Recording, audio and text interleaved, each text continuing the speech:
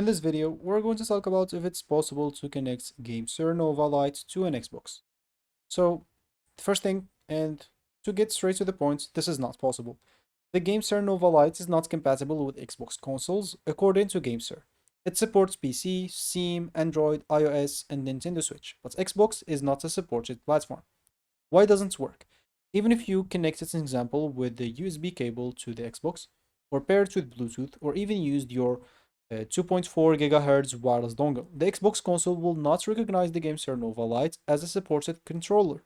So, the GameSir Nova Lite officially supports only PC, Steam, Deck if you have Steam Deck, Nintendo Switch, iOS like iPhone and iPad, Android as well, and it does not officially support Xbox One, Xbox Series X, or even Xbox Series X.